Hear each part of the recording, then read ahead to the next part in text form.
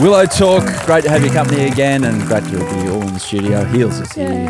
We were here earlier this week and Hads was off doing other things, but nice of you to join us. Well, nothing counts. Now I'm excited.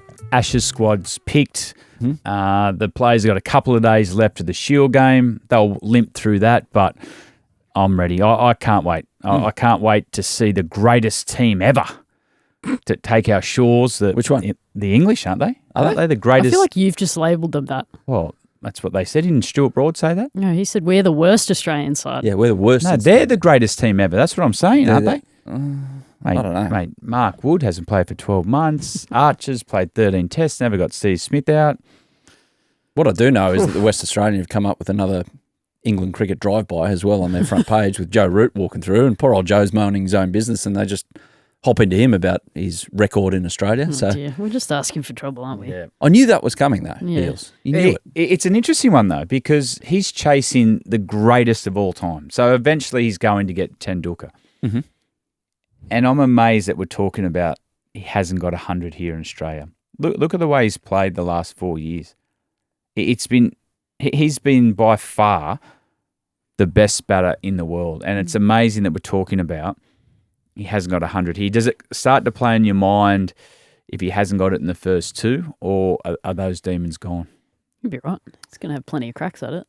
I think he makes hay with no Pat Cummins, who seems to cause him a few issues from time to time. That one that straightens. Scotty Boland, though, nipping the ball back in, could be trouble. But can we not talk about the cricket? What? I want to know how many hamburgers you ate the other day. How many cheeseburgers did you eat? I was disappointed. They didn't have any cheeseburgers on set, but they did have fries. Yeah. You will see why Bradley wasn't Healy with had us tequila early in as this well. week. It was a real good ad. He what? Healy had his tequila on side as well. Oh, wow. Actually, have tried it. So, and it's good. You normally have the McDonald's after the tequila. Yes. We had it together. Dip So the chip once in? you see the Macca's ad, if it goes downhill at the back end of it, don't hold that against us. It's like Uncle Ron at about 4 o'clock on Boxing Day at the back after his 14 beers. So, no, we will have actually Adam Gilchrist on the show in the coming weeks. Yeah. So we have instructed him that he can come on as long as he brings the drinks. And also Stuart Broad, as we know, he's going to come on too. Does he bring the drinks as well? I don't know. I don't think he needs to bring drinks. Bring He us a just gift, everyone. Bring his opinions. Are you excited about Gilly coming on? Yeah. No, you're not. I don't care about his cricket stories. I want to know how he distills tequila. That's what I want to learn. You don't want to talk to him. Why? You want to sit there, let the keepers have a chat, and you're happy to sip away at the tequila. I actually Exactly. don't think that you're on that episode. I don't know if they've told you this. That's fine. Keeping it real. It's I'll produce it. Joel, have that one off. I'll just sit there and press the buttons. Producer Joel out there. I think it's the first official episode of Keeping It Real with 3 keepers. cool. Spin-off. That's fine. That's fine. And then after a couple of tequilas, I'll really keep it real with opinions on everyone. Anyway, we had Ben Duckett. We had Ben Duckett the other day. He's hard not to like, Ben. Yeah. Good chat. Very hard not to like. And it sounds like Ben Stokes is training hard, possibly too hard. 2 net sessions with the ball as well. He's doing Ben Stokes. I think he said he's all double over spells. Well, That's you what kind we of want. have to. That's part of your preparation for a test series, I suppose. I mean, our boys are playing Shield cricket, so we're replicating it that way. These boys are trying to do it in a centre wicket, which is up to them. But Who was the hardest trainer you ever saw? The hardest trainer. Who went overboard in the lead up to not just in a net with a bat, but like, diving around the field and staying out there, taking 100 catches. Yeah, everyone was. But when you get the opportunity to play in a campaign like an Ashes, you don't want to leave anything unturned. So once you turn up to the training session, it's not hard for the coaches to set it up. They write it on the board, and the energy everyone's got. And the Aussies will have that when they all come together as well. But you don't. You want to leave your mark or your legacy on cricket in these big series. So, mate, it's not hard. Speaking of energy, we've got Matthew Hayden on the show shortly. So Haydos will join us. yeah, dear. And dear me. we'll wonder what he'll bring in terms of not only stories, but his hat collection, his hat selection for the Ashes ahead. A fair bit happened this week. Obviously, we're mid-Shield round as we sit here and record this. We got New South Wales struggling with the bat, but our test stars are getting a go with the ball. Cam Green with the ball, Matt Renshaw with runs, Bo Webster bowling well, and it was uncanny. Poor old Sam Constas was trying to fight off Scott Boland, and he ended up exactly in the position. It reminded me of one thing and one thing only, and that was Bradley Haddin's famous forward defensive shot to Dale Steyn, which happened to be about 7.5 weeks too late. And look around and as your I've bails told are you elsewhere. a million times. That's been used on technique videos. Yeah. We'll go side by side with the picture there and have a look at Sam's technique post Boland dismissal and your technique post Steyn dismissal, and I reckon there's similarities. Don't look at the stumps. Look at the technique. It was just too fast. I think there was a little bit more poo in Hads' pants than Sam Constas, I will say. Yeah, fair. No, it wasn't poo. How we get here already? I don't know. Let's bring it Move back. on. She takes it straight to the gutter. Yes, exactly. Thanks for getting in touch with us on our Willow Talk podcast social media accounts, Instagram, TikTok. We're on YouTube as well. Full-length episodes there on the Willow Talk only YouTube page. And please subscribe and tell your friends to subscribe as well. Anon messaged and said, my son plays in the under-14s Northwest Melbourne competition. They made the retirement rule 40. Once a player hits 40, they can't come back in. The under-12s retirement rule is 50. The kids aren't too happy. What do you think of this rule? Good for participation or making it worse? Good rule. I'm easy with this. As in that, I'd like to say, are your kids enjoying the game? Are they having fun at that age? Are they learning about the game? And that's the most important part. If you have to retire at 30 or 40, well, so be it. It's not about the outcome. It's about whether you're enjoying the process, learning about the game. And if you're lucky enough at that age to get to 30 or 40, well, so be it. My son, youngest, is on 4 ducks in a row. Ooh. And Bit of head noise? well, no. No? He's happy. He said, what you don't understand, Dad, he's been bowled all the time. I said, why don't you just block it? He said, no. He said, what you don't understand, if I get hold of one of these, I'm going to get off the mark with a 6. He's a Haddin. I said, we're 4 weeks into the competition. I said, what stumps are bowling? Have they been good balls? He goes, no, not that good. And I said, where'd they bowl? He goes, middle stump. But his theory is, he said, I will eventually get hold of one of these. Yeah. He could be shaving by that time, but hey. But the point is, Could be in 4 years' time. he will get hold of one.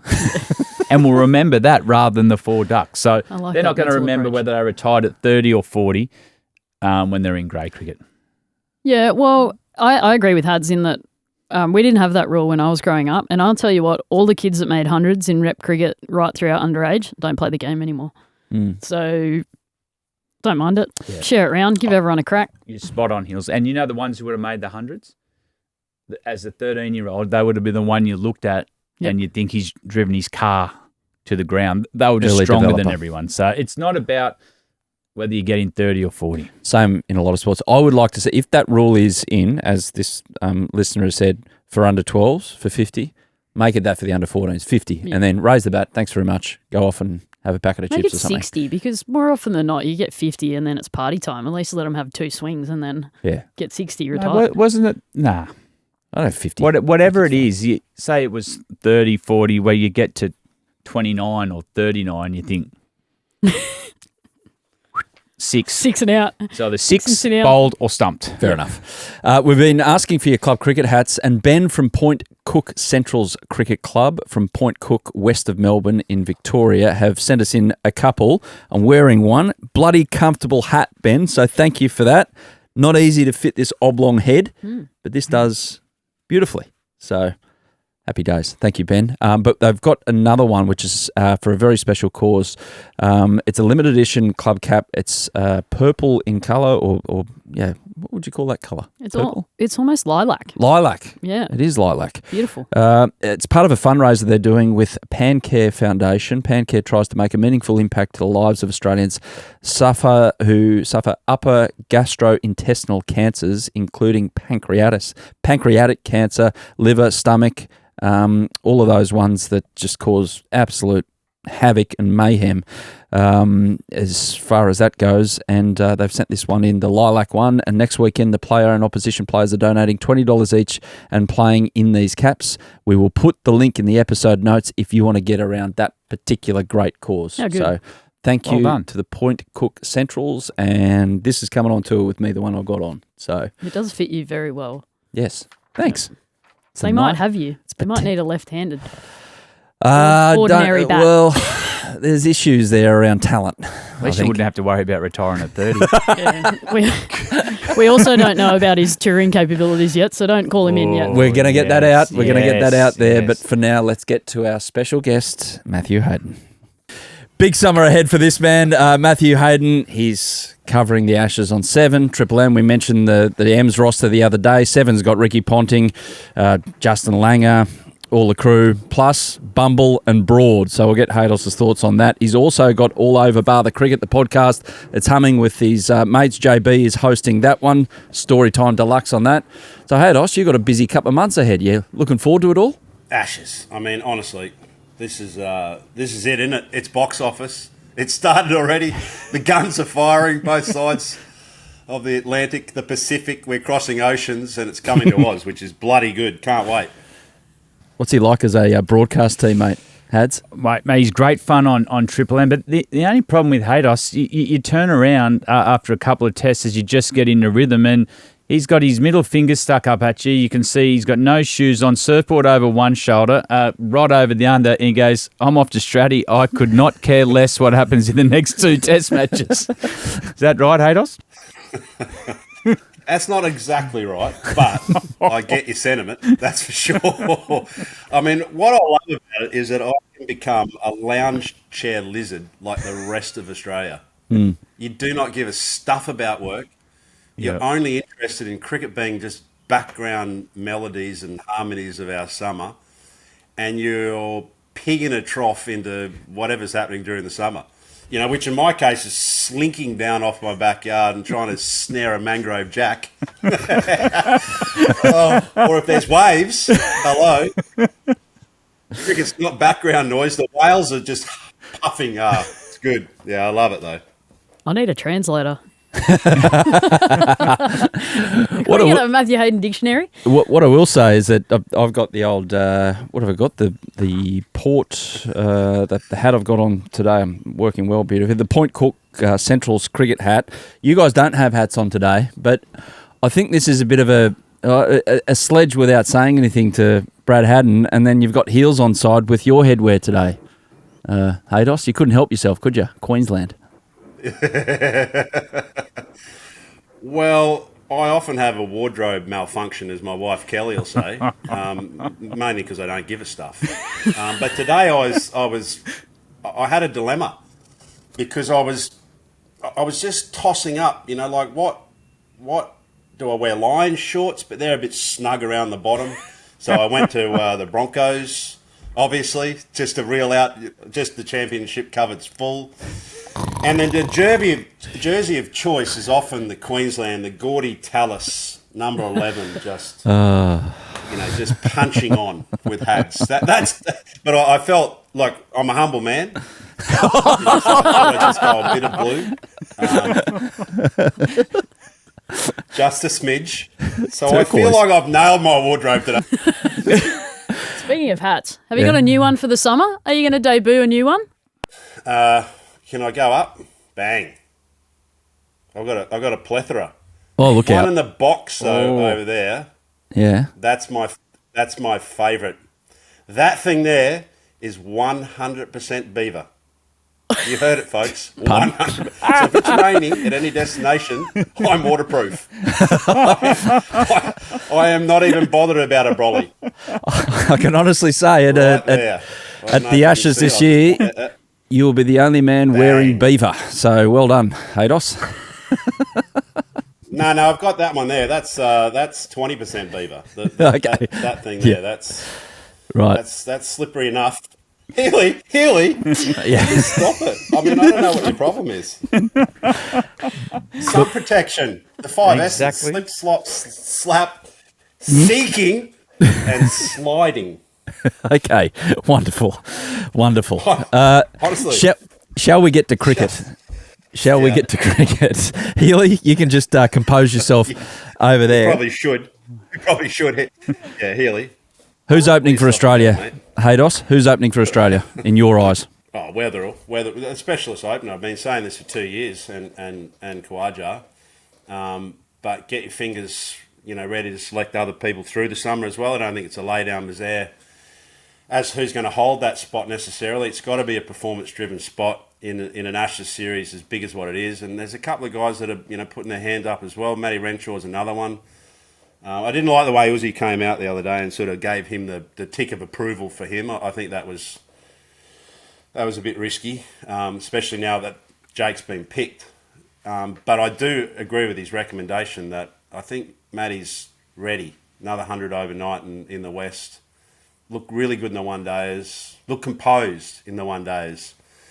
But I suppose, Jake being 31, is he? Or a bit over? Yep. And Matty being 29, I think that's the kind of sweet spot, the golden age of when you start really understanding your game and really starting to nail that piece that's always missing at the start of your career, and that is just that belief and background belief as well. Not just 1 or 2 seasons. It's having failed so many times that finally you start feeling success. So I think they're ready. I think Jake's ready as well, actually. Could you, controversially, without rocking the boat too much, could you see those two opening this summer? Renshaw, you're talking about, Heels? Renshaw and Weatherall. Renshaw and Weatherall? Yeah, I can. I don't think there's any rocking the boats. I mean, maybe for you, but mate, my ship sailed that one a long time ago. I just feel that the selection strategy has been compromised for some time. Look, it's very hard to argue with Bales with regards to how he's gone about, okay, I'm going to pick my best 6 batters. Yep, get it. But I never agreed with you don't pick your specialist batters. Like when you go back through the history of Ashes cricket in particular, and you focus on your number 3, the fact that Marnus is scoring 1 billion runs is exactly what you want. Before him, there was Ricky Ponting, there was Bradman, there was a bunch of people that settled into 3. It's such a pivotal role, as is number 4, but 3 and 4, they're just so primary to your side. But you've got to have your buff removers up top. You've got to have people that are really confident in just, being happy with preservation of wicket. And I guess what's been trending for 2 decades has been the onset of aggressive opening, and that served us in great stead. Davey Warner, was outstanding at doing that. Taking to an opposition, just like England will this year. They're going to come at us. Whether it works or not, I'm not sure, but they're going to be putting guys like Scotty Boland under the pump from the get-go, and then he's going to have to react and respond. I just think leaning into that space of opening the batting in first-class cricket, getting lots of experience in that position, it's a specialist position. And look, no one wants to do it, right? So that sort of says it all. I mean, ever since you were knee-high to a grasshopper, did you see people go, me, I'll open? Like, hell no. I mean, you love to slide down, 4, 5 and 6 and just start taking on the juicy ones. Haydos, there's been a lot of talk about, this is one of the great England teams coming to our shores. I've had a close look at this squad. Wood hasn't played for 12 months. Stokes has been out for some time. We know he's a performer. But Archer, he's played 14 test matches. There's a lot of talk about, you'll take Steve Smith on. He's never got him out. I'm not so sure that the pressure's not on these guys more than our attack. No, I definitely agree with that. Hads, I feel that even their strategy of picking 6 frontline speedsters, Atkinson, Archer, Cass, Tung, Wood, it's a bit like when you're a youngster and you're in the bar. If you can't get it done by midnight, there's no point hanging around till 3 o'clock in the morning. That's a good point. So to cover it up with six bowlers is ridiculous. Like, to me, you want your hefty 3, and where they're really vulnerable, but so too are we, and that is in their 2 spinners. Jackson and Bashir. Like, for me, I mean, he's a part-time spinner and a decent batter. And again, they just got cover, haven't they? They just want to cover so that, you know, if for example Stokes does get injured, they've got, you know, a number 6 that can probably is a batting all-rounder as opposed to just a genuine spinner. But that's not going to take 20 wickets in a series. You know, so they've kind of covered their asses, which is how England are. They're the best arse coverers on the planet. But I don't necessarily think that they're a great side. I mean, they're having trouble with their leadership. They've just changed over. Ollie Pope being replaced with Harry Brook. I mean, if that's not a sign of, you know, significant reformation within a team ahead of a tour, I don't know what is. And even that discussion, you know, with Bethel, like he's a bolter. You know, something that I guess during the week we heard Steve Waugh criticising the selection panel around how it is that he sees that there is a trending evolution towards holding on to players.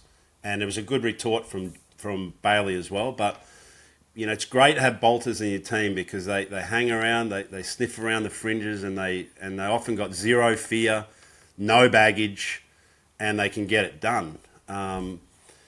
But great side, geez, I don't think it's a great side. I think it's a underperforming side that has the potential to be great.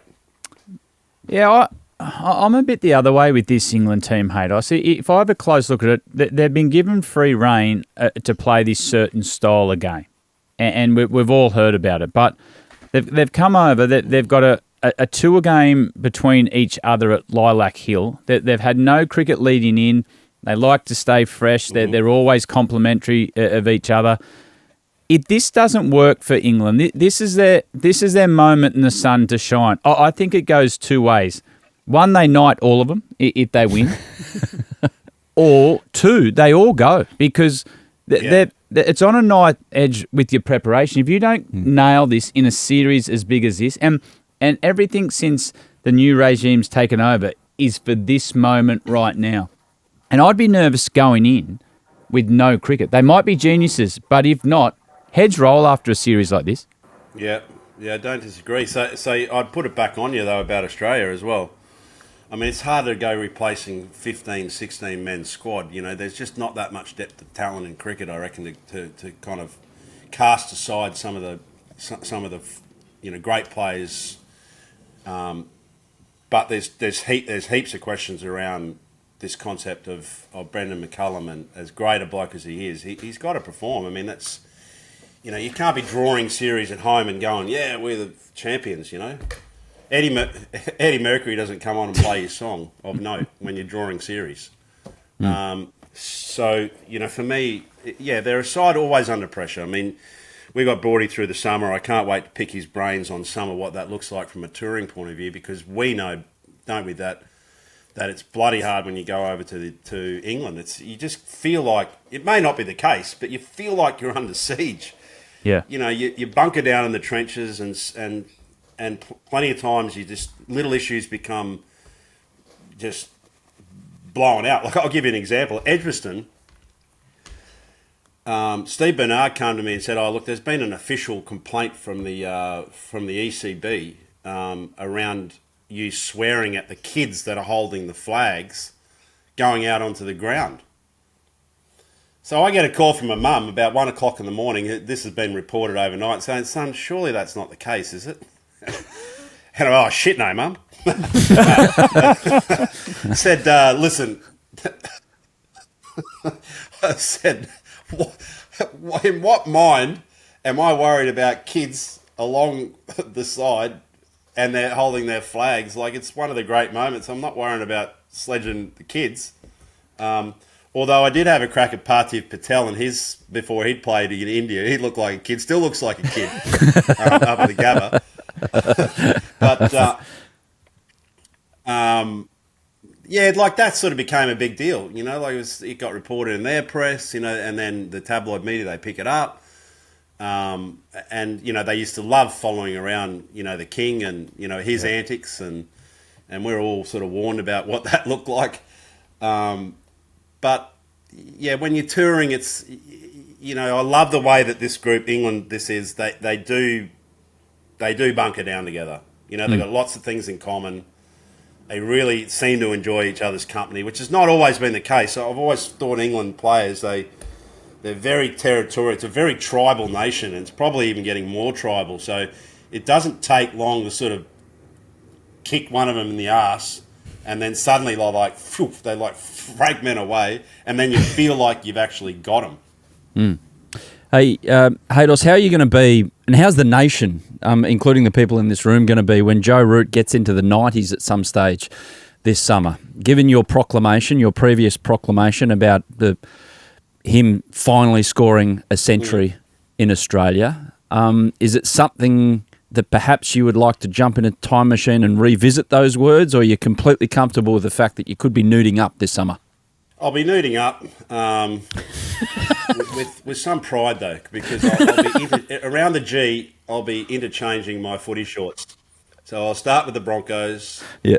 I'll then go to Queensland, and then I'll come back on the Lions just with the victory lap, or just waving around like I was on top of the Table Mountain. The Aussie flag is going hard. I mean, I really hope. Yes. Honestly, I hope Joe Root, you know, does find his feet in this country.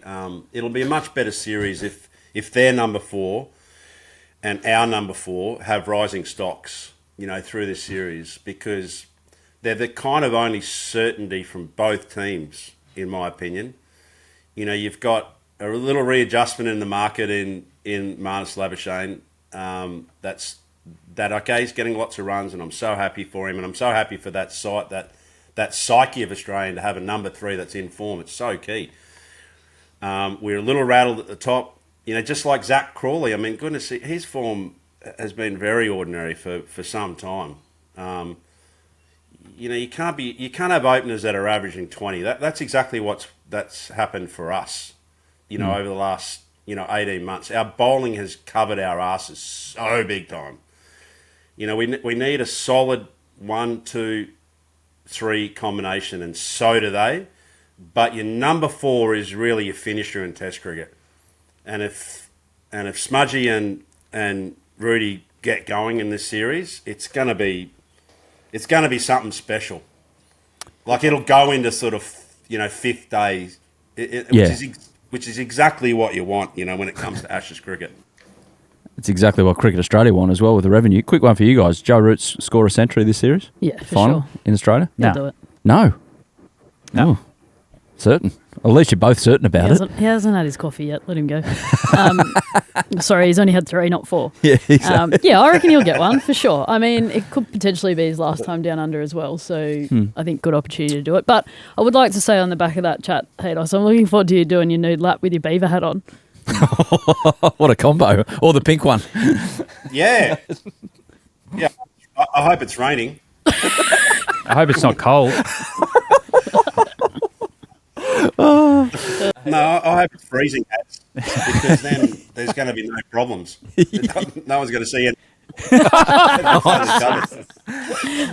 Oh, man. I want to go to a couple of memories. Hads has obviously got plenty with you, Haydos. Some good, some can be told, some perhaps not can be told, but that's a story for another day. Can you, like poor old Nasser Hussain, every time an Ashes series in Australia comes up, a few things get brought up, and it pertains to what happened at the Gabba at the start of this particular century. Can you quite believe, what was the reaction in the dressing room when word filtered back that Nasser had decided to bowl first at the Gabba in 2002? Can you just take us inside that room for those couple of minutes? It was about the same reaction as Warnie when I was taking a piss with him in Edgbaston when Punter decided to have a bowl. You should have seen his face. Oh, my God. We're going to see a lot more of this, by the way. You know, I think the Poms are like the chase. That's their that's their method. I think it's crazy. I definitely think it's un-Australian. You know, to not want to get out there and get it, unless it's just, I don't know, unless it's just outrageously green, or there's just conditions that we don't know about. But I've had a look. We were up there the other day, and we had a look at the test block, and it looks magnificent. It was. It's typically 4 and 5, isn't it, on the wicket block, on the square? Beautiful cover of grass. Looks like an absolute road. So too did it in 2005-6. I guess come back to your question. I just thought, happy birthday. The test match is usually played around my birthday as well, and I thought, this is just magic. And when that absolute pile of shit fell out of Harmy's hand and went to Freddie, then it was like we're just celebrating. And I, the Ashes Test matches, they're so bloody. It was so good when they started in Brisbane as well, because there's nothing more a touring side. If you were to ask any touring side that's visited here, where do they not want to play the most? It's the Gabba. Yep. So it's disappointing that in CA's wisdom that they've decided to shift that combination around, because it was a bloody killer, wasn't it? Yep. Like an absolute killer. And I've just gone from 2001 to 2005, and they just, they're big moments and everyone's nervous when you come to the Gabba, and it's technically a friggin' hard place to bat as well. It's never if you've made 100 there or if you manage to get a few runs, gosh, it's a hard place to bat, and you feel really rewarded. They bring memories, Ashes series, personal ones, team ones, but still my favourite one with you is with Roy. His first test 100, 153. You've been through so much together. You knew the enjoyment that you had on your face. You've scored 100 after 100 in all big events, but I don't think I've seen more joy on your face than when the big fella finally got that first 100 in Melbourne. Or anyone's face more squished by a helmet. I distinctly remember that vision. Yeah, I needed my 100% beaver hat on, didn't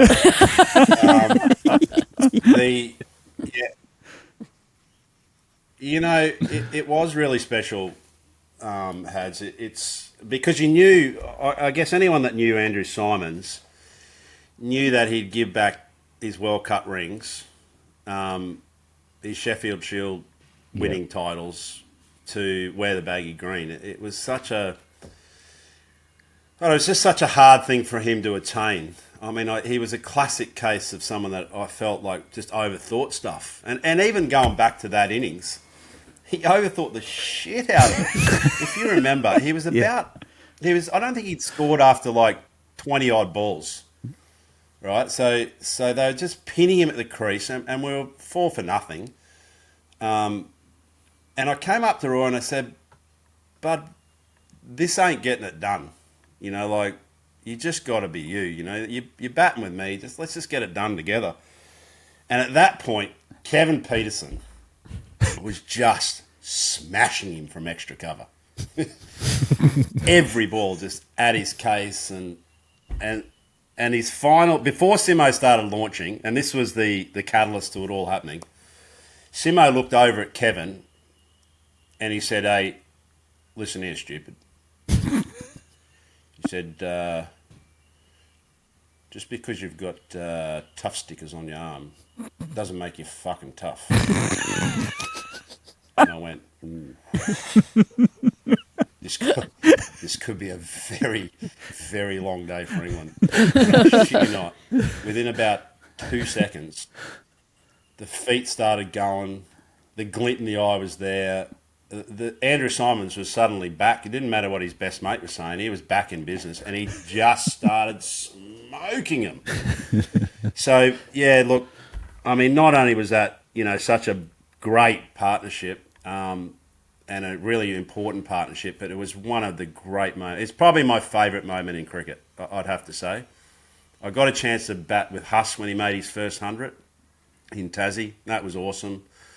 But Simo, the emotion, the elation, just it's Boxing Day, just that extra motivation that you get with a Boxing Day test. It just, when he did leap into my arms, and as Heelzo said, it was just...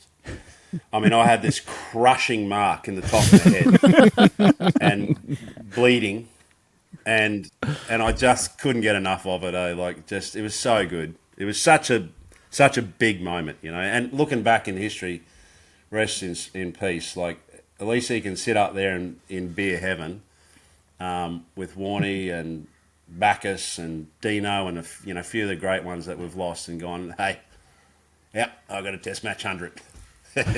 Iconic. How good. But that in itself, when cricket is looking inward about what, you know, the calendar looks like and how we fit it all in, like Heels, you've said it, Hads, you've said it, Haydos, you always say it, about what it means to represent in a big moment for Australia, in whether it be a World Cup or, for instance, a big series in an Ashes series, that we can only appreciate it on the other side of the fence, looking at it and going, yeah, that was a great moment. But you it's part of your soul, essentially, Haydos, moments like this and the great test matches that you had with your good mate Justin Langer and all that. It never leaves you, and you'll always have that attachment to, for instance, Test cricket and having that currency about Test cricket that should live forever. Yeah, it's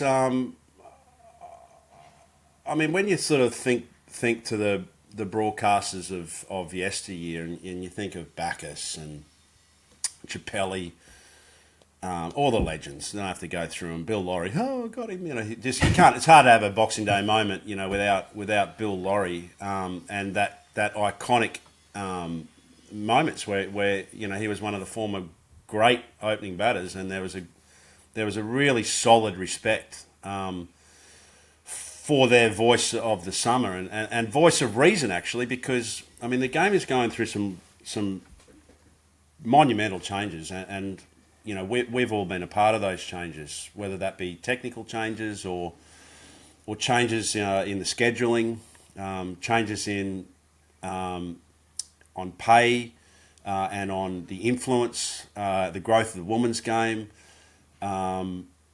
There's just been a lot happening in the last couple of decades, you know, and so it's really special to walk back our fans but also pay it forward to have intelligent conversations around some of the legacy pieces of our game. You know, we've just had one on opening the batting and how, yeah, you can bat anywhere, but, you know, if you bat 3, 4, 5, yeah, sure, you can put your hand out for opening, but that doesn't necessarily mean you'll be good at it.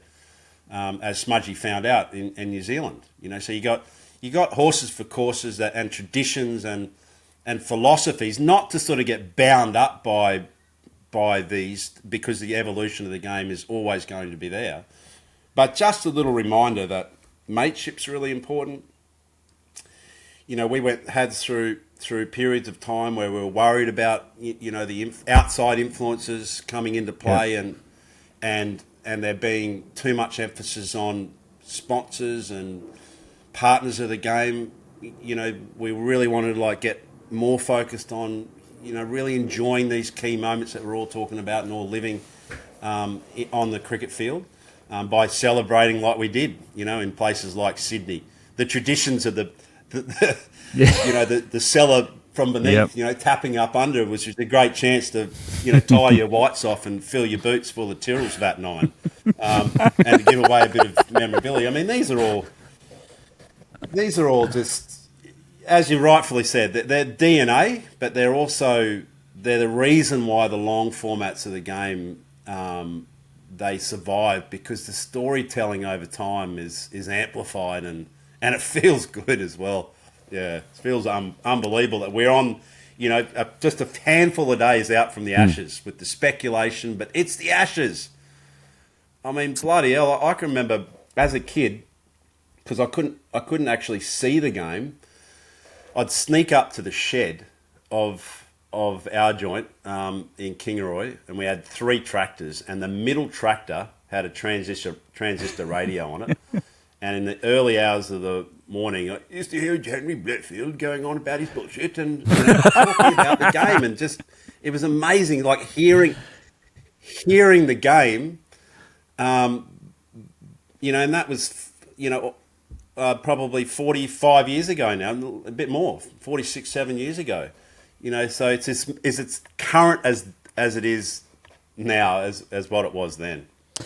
Well, Haydos, thank you for your time today. Thank you for your instructional value in what you can make hats out of.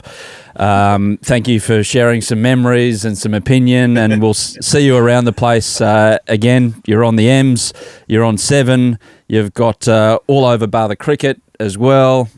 It's all happening. Look forward to seeing you out there, mate.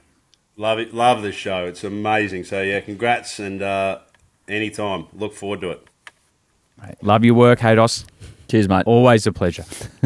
So we've had our drinks break. We've had Haydos. We've regathered things after Haydos. That went places I didn't expect to go. Well, I thought you just had corduroy hats, trucker hats, but, well, you know what?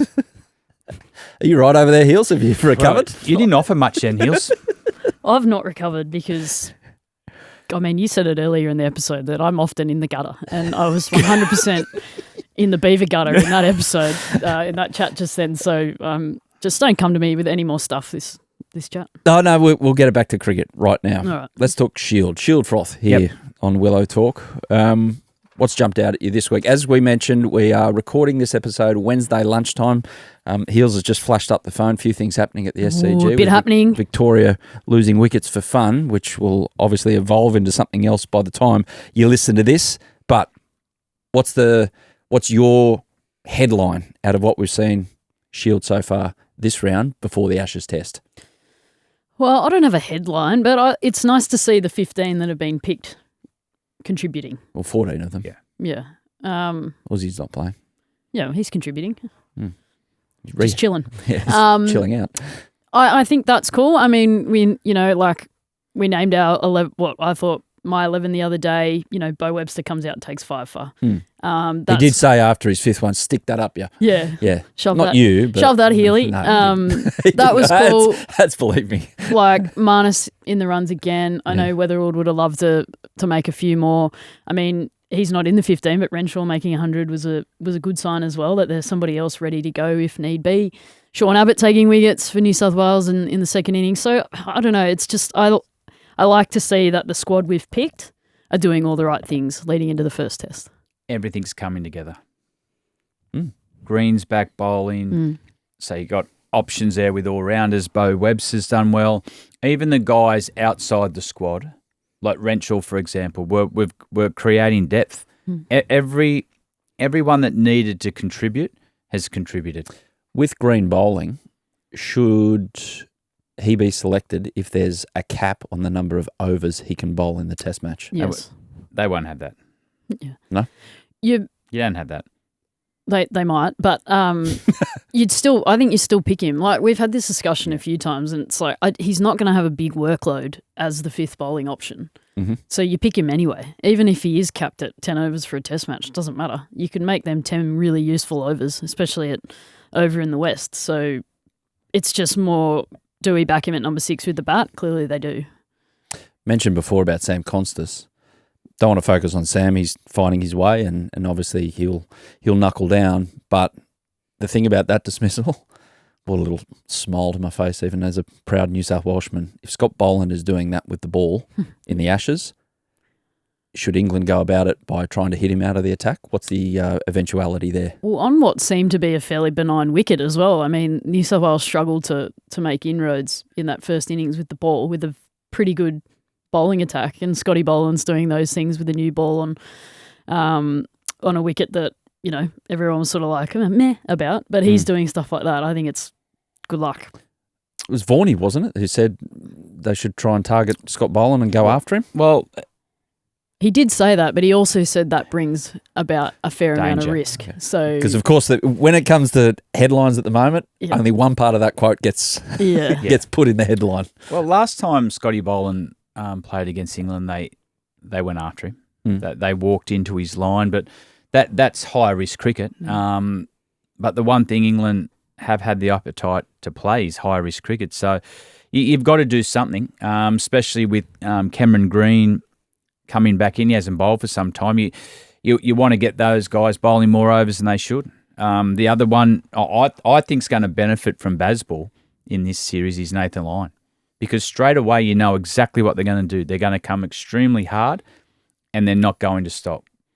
And Nathan Lyon has been around for 15 years, and I think it's going to play into his hands. You, back to the Haydos chat, you weren't convinced. We didn't dwell on it too much, and we spoke with Heels and Ben Duckett the other day. He's completely comfortable with the fact that there's no opposition cricket because they're playing against the England Lions in the lead-up. Now, I'll take the point of view that he's completely okay with it. He's happy with net sessions, and they played 25 days of hard cricket against India not that long ago. But are you convinced about... If it works. Yeah, that's the big thing, isn't it? If it works. Yeah. If that lead-in works, well, you're an absolute genius. You deserve everything that comes your way. If it doesn't work and you're underdone in the first couple of test matches, and normally the trend in an Ashes campaign, if you don't start well in the first two, you're gone. Yep. You can't wrestle momentum back. So, and to me, if they don't get it right and they don't start well, people lose jobs over that sort of preparation. But on the other hand, this is how England have prepared for some time. They've taken this approach, but they've taken this approach for this moment now, for this Ashes campaign. So everything they've done and spoke about is making sure they've got a team that can win in Australia, and they've picked a different team to what they have in the past. They've picked guys that do bowl at high pace. The two best bowlers England have ever produced are Broad and Anderson, who aren't quite as quick and move the ball. There's no more that style of bowler in the team. So I don't think there'll be any grey area at the end of this test series with their preparation. I just think, like, looking at the modern game, and it's changed a lot, and more often than not now, preparation is about how you refresh.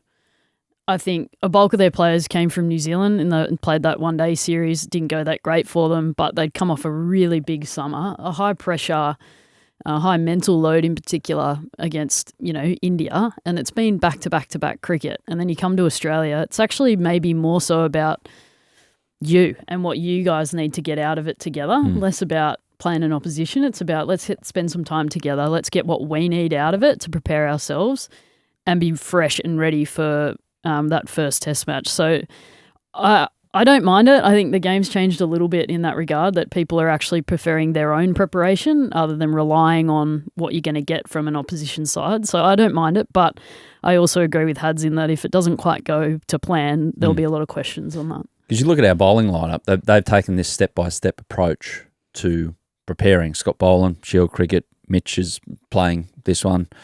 How's he going? He took a couple in the first innings. Yeah, but we're coming off not a lot of cricket. They've come off a full summer.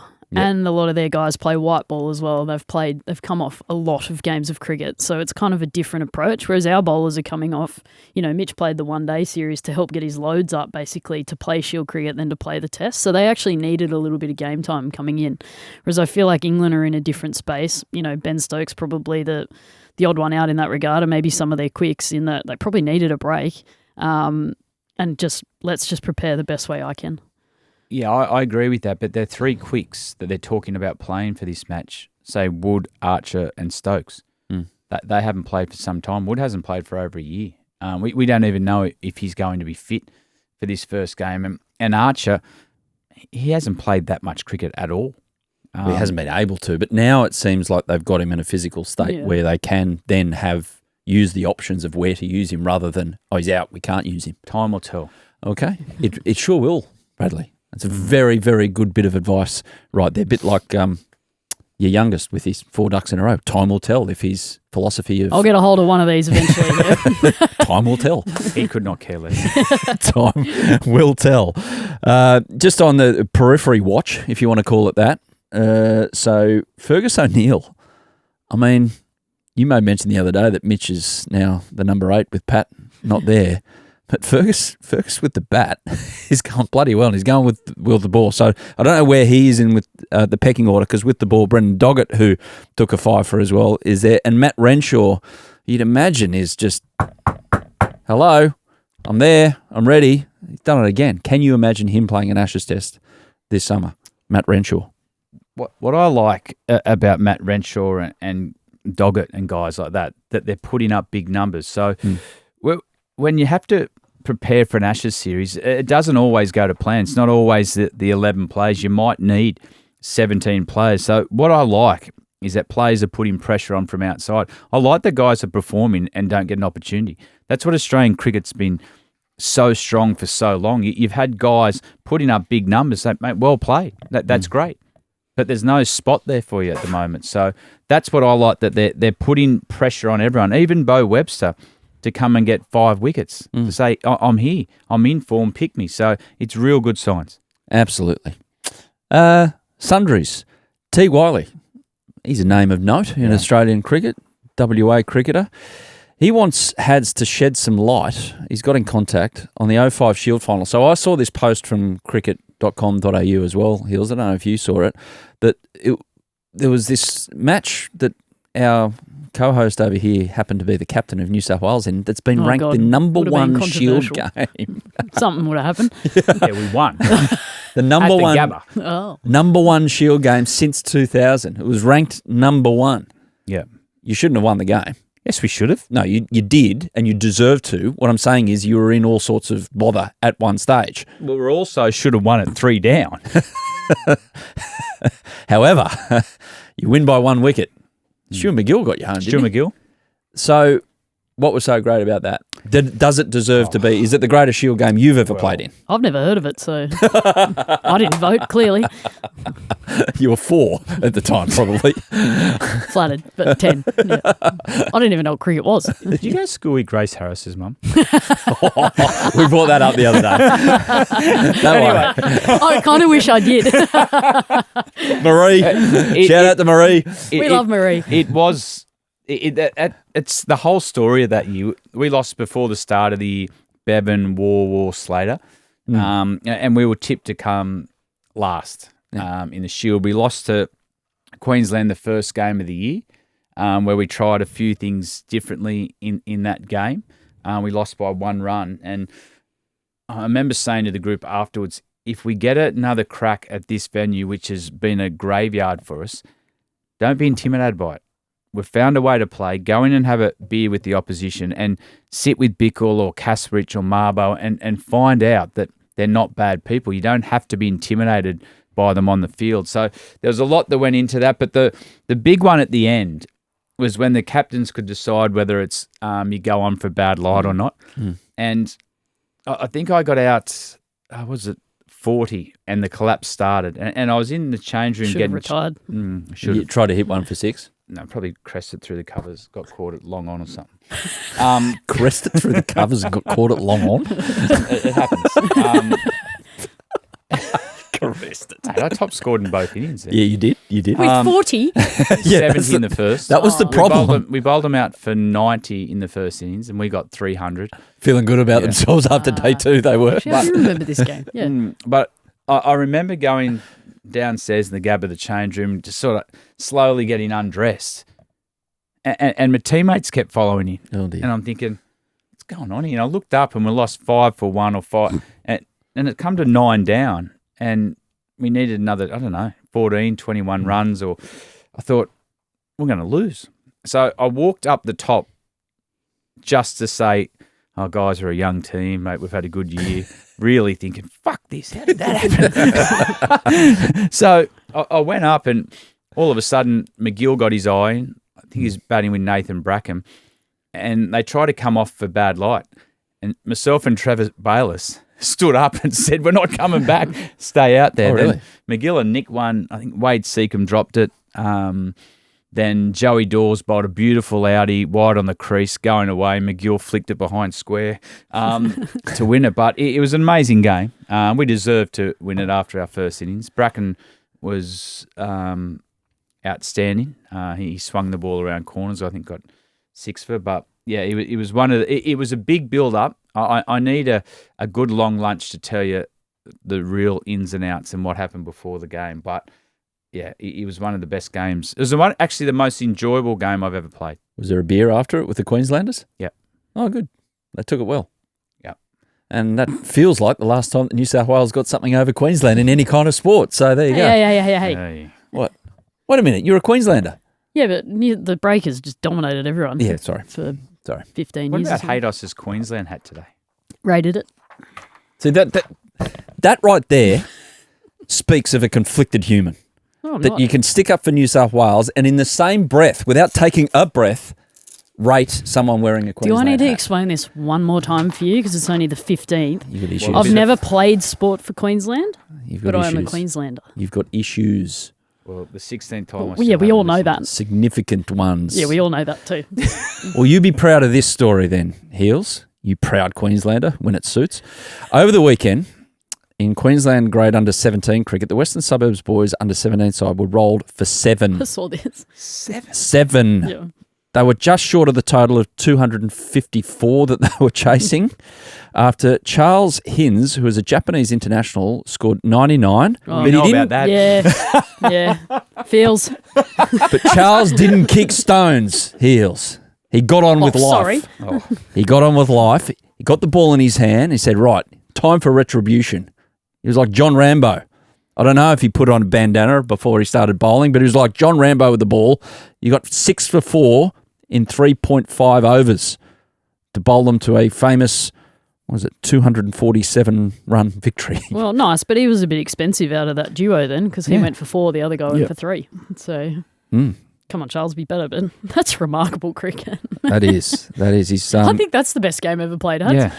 It's less stressful than mine. Yeah. He's played 29 T20s and taken 33 wickets at an average of 13. 99 As though. Charles. But the 99, it's leaving room for improvement. So I'll keep an eye on that. But how cool is that story, right? That Yeah. there's a young guy from Japan playing Of Japanese heritage who playing. played for yeah. Japan, Yes. He's coming obviously through got- the ranks. I think that's so cool that our game continues to grow right around the world. Exactly. And one to watch for Australia? Hell yeah, why not? Yeah. WBBL continues this week. Yes. Obviously, the Sixers take on Hobart tonight as we record Hobart, this. good team. Yeah, And then stacked. Sydney Derby at Drummoyne Oval. Yeah, Any part? big week. Mm-hmm. Yeah, hopefully.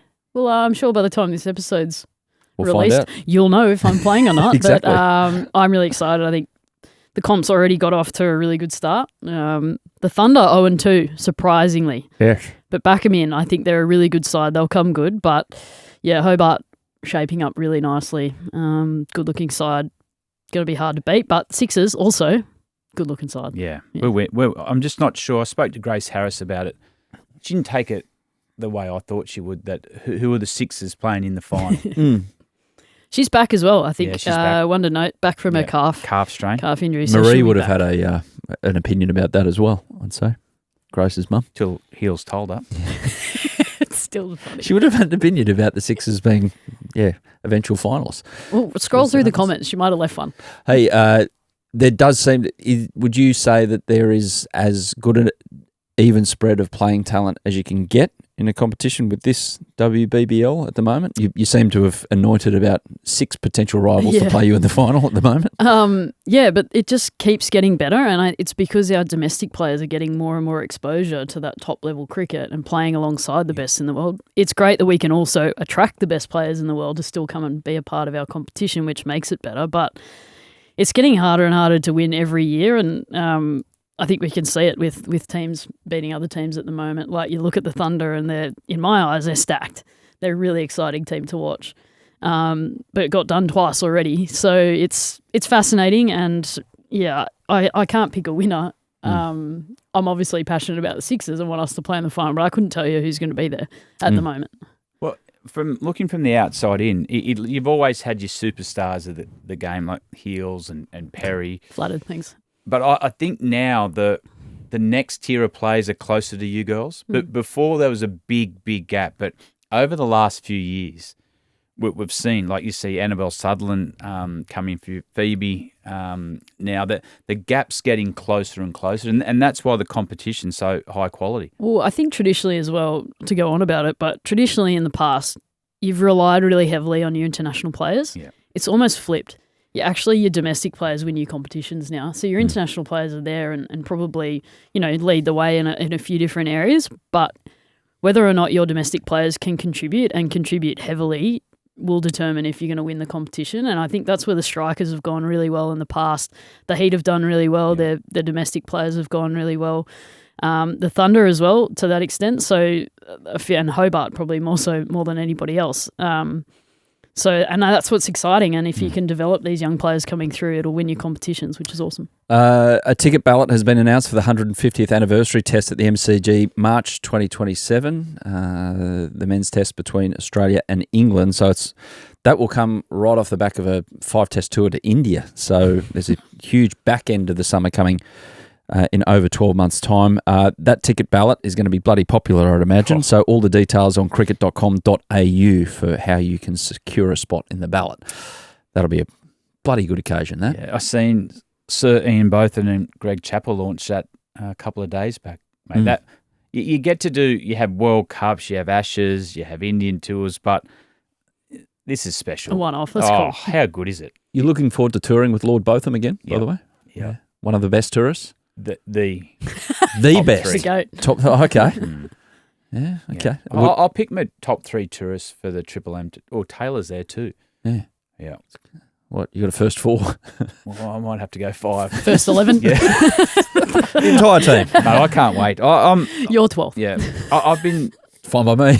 Carry the drinks. There's plenty of drinking going on at first as well. It's Haven't not you all been about the that- drinking, Adam. I've had No, to say it's this. about the cricket. It's Thank about you. The camaraderie. Mate, I Yes. tell you what, since I've never, India were here, obviously, with the one days. I ran out of the Comms box, clicking my heels at the end of that series. It was a great series, mate, great cricket, superstars of the modern game. But it's the Ashes now. Exactly. It's the country's different. Everyone's against England. Everyone is against England. It's not going to Apart be. from the 40,000 tourists that are coming. Yeah, but they make it. Yeah. They make it. They make the atmosphere. And part of the theatre of the campaign is how you deal with the Barmy Army. Exactly. This is funny, and this is going to make you hate them even more. But watching the golf the other night, Daniel Healy, the Kiwi golfers, went really well in the first round of the playoffs over in Abu Dhabi. Yeah. Got interviewed mid-round about bits and pieces, and they asked him about the Ashes, obviously being a Kiwi. Yeah. Do you watch it? Who do you support? And he's like, oh, England all the way. So clearly New Zealand aren't on our side either. So not everyone is against how England. good. Well, given the fact that they've the captain and coach are Yeah, New true, Zealand actually. That passport makes more holders sense now. as well. And the fast bowling coach. Anyway. That's even better. We're on tour with Willow Talk as well. Yeah, we are. Hills, you're playing cricket for the first part of it, but you're going to join I'll be there eventually. Willow Talk. We'll catch up. Yeah, Hads will be there as well. We'll be doing daily episodes off the back of each day's play, so we'll bring you up to date with our opinions from the ground and a few other special things on YouTube as well. What about your touring habits? Have we found out? I've got some mail, but Sure. you don't wash much. You're not great with personal hygiene. Yeah, that's a good point. We're going to put it out on the Secret Cricket Club, the tips, You the keep do's saying and that. don'ts Haven't seen of. it yet. Yeah, It's a very, very, very secret cricket club at the moment because it hasn't happened. well, Joel forgot, so that's all right. Kiwis don't. The Ashes don't mean as much. Yeah, to no. them. He's going to get it out over the weekend. So next week, come armed, you two, with your intel for me No, I about already what got my makes list. a good. I've got my notes down. You've got some notes. Well, Okay. the first thing you've got to do, Yeah. and No, save it for next week, mate. I'm going to have to get this. can't- off my it's chest. typical I can't Hads. keep it. Okay. You know I can't. Go Yeah, on. no, you can't stop talking. Is one of your mates said, do not hide behind the pillar at the hotel bar waiting for someone else to get there to buy the first round. If you're first there, can you just... Wrong. I'm only throwing it out there. Hey, I'm already terrified for the summer if so that's am your I. behaviour. proof will be in the behaviour, not the rumour and innuendo, okay? So he's just signed some new big fancy deal. He'll be shouting. The actuality. Yes. Okay. Is this true? All about taking banter as part of being a good tourist as That's well, fine. Adam. That's fine. Maybe Heels and I might need to take you for a long lunch now and just talk you through the habits. I've got 3 Neat. teenagers in my household. Do you reckon I'm not used to just copping absolute garbage from them? You haven't. No. You haven't toured yet. Yeah. Fine.